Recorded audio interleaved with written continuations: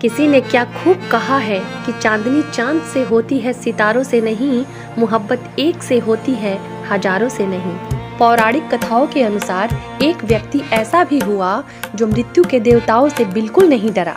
जब वह यमराज के दरबार में पहुंचा तो अपने जीवन काल में हुए घटना के लिए यमराज को ही दोषी बना दिया और शाप दे डाला। एक कथानुसार मांडव्य नाम के एक ऋषि थे। एक बार वह तपस्या में लीन थे। उसी समय चोरों का एक गिरोह आकर ऋषि के आश्रम में छिप गया। मांडव्य ऋषि जब तक घटनाक्रम को समझ पाते तब तक राजा के सिपाहियों ने मांडव्य ऋषि को चोरों को शरण देने के जुर्म में गिरफ्तार कर लिया। राजा ने भूलवश मांडव्य ऋषि को चोरी के आरोप में सजा के तौर पर सूली पर चढ़ाने का आदेश दिया। ताज्जुब की बात है कि सूली पर कुछ दिनों तक चढ़े रहने के बाद भी मांडव्य ऋषि के प्राण नहीं निकले। तो राजा को अपनी गलती का एहसास हुआ और उन्होंने ऋषि से क्षमा मांगकर उन्हें छोड़ दिया। तब ऋषि यमराज के पास पहुंचे और उनसे पूछा कि मैंने अपने जीवन में ऐसा कौन सा अपराध किया था कि मुझे इस प्रकार झूठे आरोप की सजा मिली। यमराज ने बताया कि जब आप 12 वर्ष के थे तब आपने एक फतिंगे की पूंछ में सीख चुभाई थी। उसी के फलस्वरूप आपको यह कष्ट सहना पड़ा। तब ऋषि मांडव्य को गुस्सा आ गया। उन्होंने यमराज से कहा कि 12 वर्ष की उम्र में किसी को भी धर्म अधर्म का ज्ञान नहीं होता।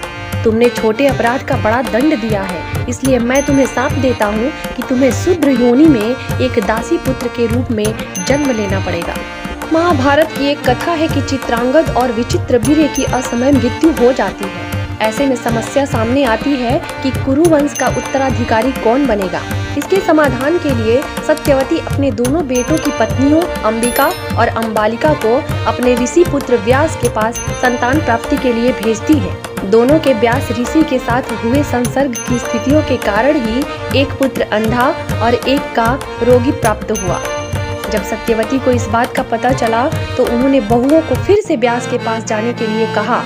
इस बार अंबिका और अंबालिका ने अपनी जगह अपनी एक दासी को भेज दिया। दासी भी व्यास के साथ संसर्ग से गर्भवती हुई और उसने एक स्वस्थ संतान को जन्म दिया। यह संतान विद्वान और हर तरह के योग्य थे। दरअसल ऋषि मांडव्य के इसी श्राप के कारण यमराज ने महात्मा विदुर के रूप में जन्म लिया। विदुर कोई और नहीं बल्कि श्राप के कारण मनुष्य के रूप में जन्मे स्वयं यमराज थे। वीडियो पसंद आई हो तो लाइक और सब्सक्राइब जरूर करिए। Thank you, bye.